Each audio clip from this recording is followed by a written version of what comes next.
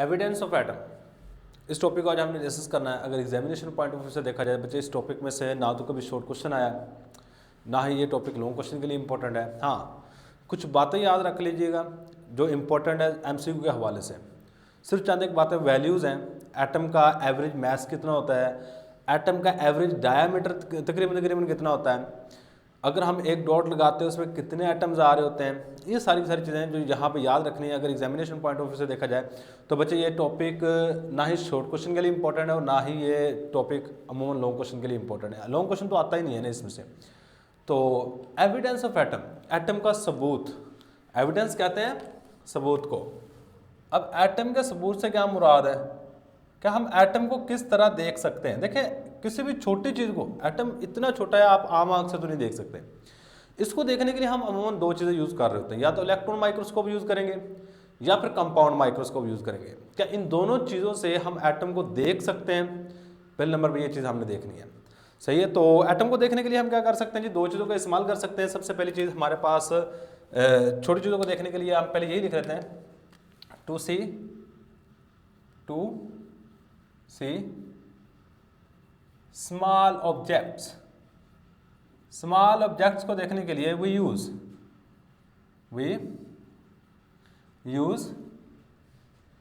Compound microscope, या फिर इसको लाइट माइक्रोस्कोप कहते हैं। कंपाउंड माइक्रोस्कोप, और या फिर इसको क्या नाम दे रहा था, लाइट माइक्रोस्कोप, जो अमूमन लैब के अंदर पड़ी होती है, लाइट माइक्रोस्कोप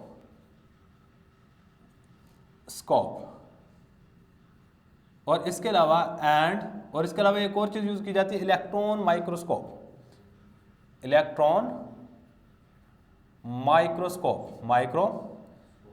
अगर मैं सिंपल बात कहूँ ना, कंपाउंड माइक्रोस्कोप से आप कभी भी एटम को नहीं देख सकते। कंपाउंड माइक्रोस्कोप से एटम का एविडेंस यानी कि मुशाहिदा कर नहीं सकते। हाँ, इलेक्ट्रॉन माइक्रोस्कोप को कुछ हद तक हम इस्तेमाल कर सकते हैं एटम को देखने के लिए। तो सबसे पहली बात हम यहाँ पे एक्सप्लेन करेंगे कंपाउंड माइक्रोस्कोप के हवाले से एविडेंस ऑफ एटम को। कंपाउंड माइक्रोस्कोप, अब कंपाउंड माइक्रोस्कोप को मैंने कहा जी लाइट माइक्रोस्कोप भी कहते हैं, माइक्रोस्कोप। अब इसमें ना सोर्स जिसके जरिए से हम चीज़ों को देख रहे होते हैं वो होती है लाइट। क्या चीज़ होती है? लाइट। तो पहली बात यही लिखेंगे, light is used to see the object. Light is used in compound microscope, compound microscope में लाइट का इस्तेमाल किया जाता है to see the small object को देखने के लिए।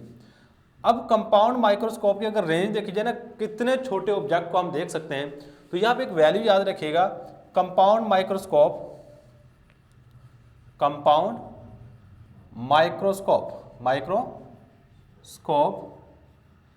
इज यूज टू सी, इसको इस्तेमाल किया जाए देखने के लिए, सी द ऑब्जेक्ट, इस तरह के ऑब्जेक्ट्स हैविंग साइज, जिसका साइज इतना हो तकरीबन, हैविंग साइज अप टू, इससे बड़ा हो, किससे? 500 नैनोमीटर से। यानी अगर किसी ऑब्जेक्ट का साइज 500 नैनोमीटर से ऊपर है तो उसको आप कंपाउंड माइक्रोस्कोप से देख सकते हो। अगर इससे छोटा है तो आप कंपाउंड माइक्रोस्कोप से इसको देख ही नहीं सकते। तो एक बात यहाँ पे कन्फर्म है कि इलेक्ट्रॉन या atoms can not be seen, हम एटम को नहीं देख सकते, can not be seen in compound microscope. Compound microscope में एटम को नहीं देख सकते, माइक्रोस्कोप। क्यों? क्योंकि इसकी रीजन ये होती है क्योंकि यहाँ पर लाइट को इस्तेमाल कर रहे हैं, बिकॉज द वेवलेंथ ऑफ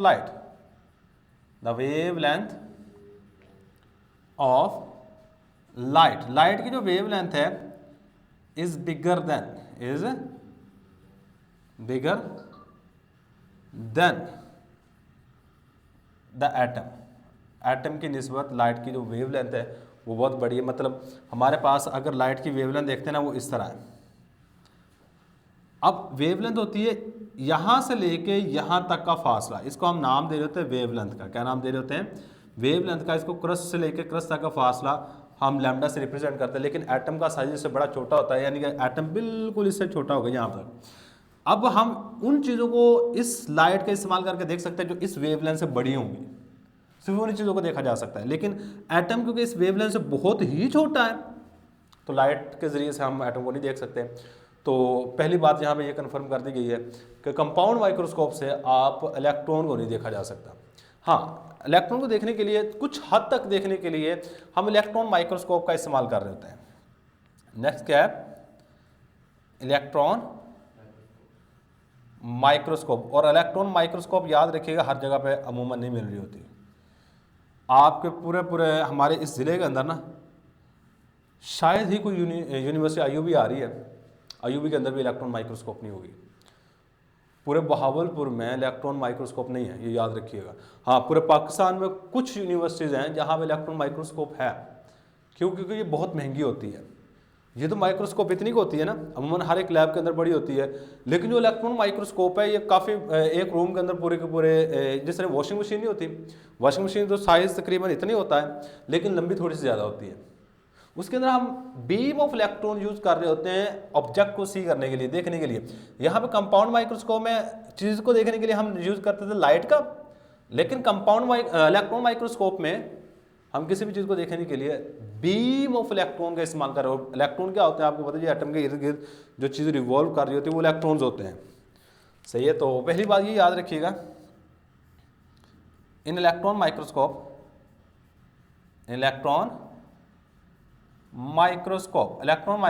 में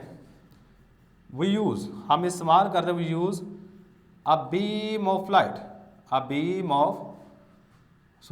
ऑफ इलेक्ट्रॉन की बीम इस्तेमाल करते हैं टू सी, देखने के लिए, to see the smaller object,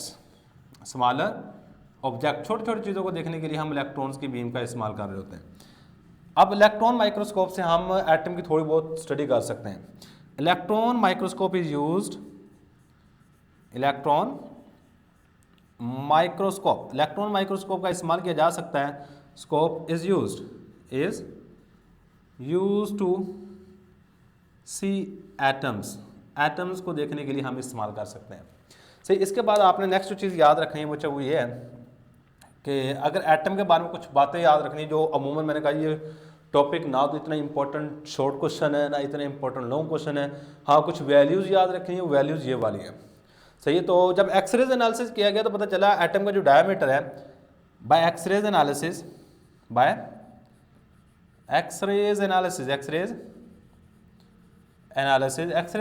से ये पता चला the diameter of atom is, the diameter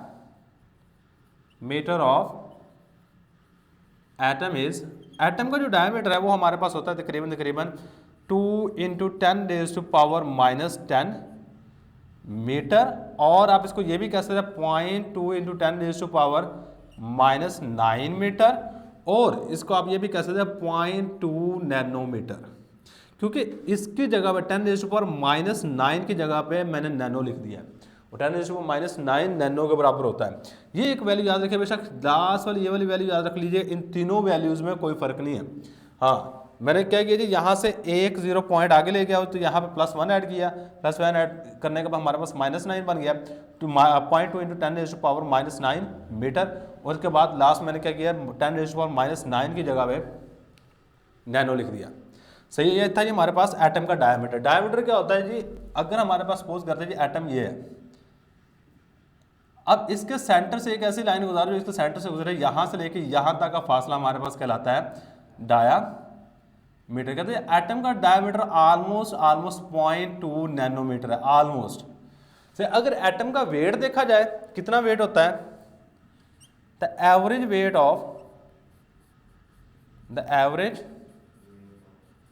wait अगर एवरेज वेट देखा जाए, average weight of an atom का जो एवरेज वेट है वो होता है इज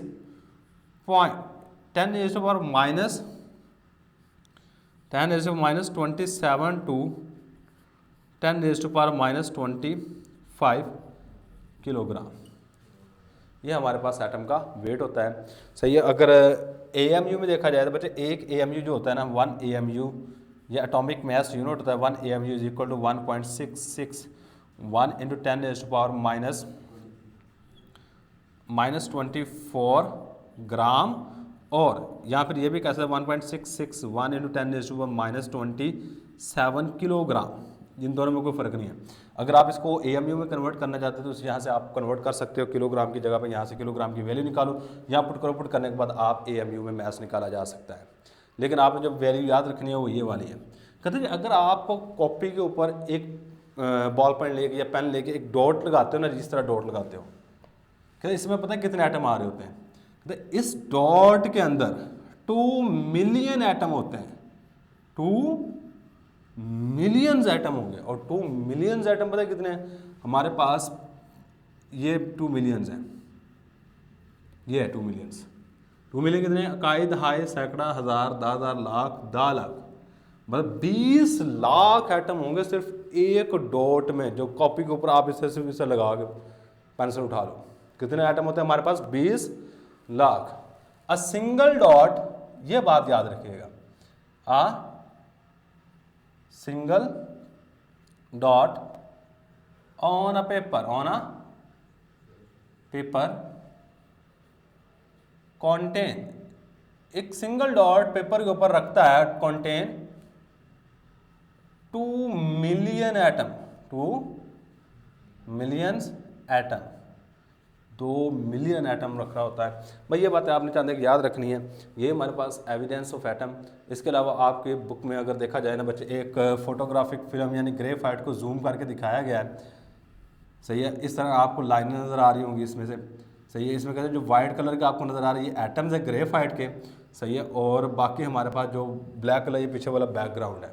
भाई ये बात याद रखिए, ये सिंपल सी डायग्राम दी हुई है, लेकिन जो बातें याद करने वाली है, एक ये वैल्यू याद रख लीजिएगा, एक ये वाली बात याद रख लीजिएगा, एक ये वाली वैल्यू याद रख लीजिएगा। बस ये 3 वैल्यू याद रख लीजिए। बाकी बेशक पूरे का पूरा टॉपिक एक दफ़ा पढ़ के भूल भी जाओगे, कोई टेंशन नहीं, क्योंकि इसमें से ना तो कभी शॉर्ट क्वेश्चन आया हुआ है, ना ही कभी इसमें से लॉन्ग क्वेश्चन आया हुआ है। सही है। तो यही हमारे पास आज का लेक्चर। अल्लाह हाफिज़।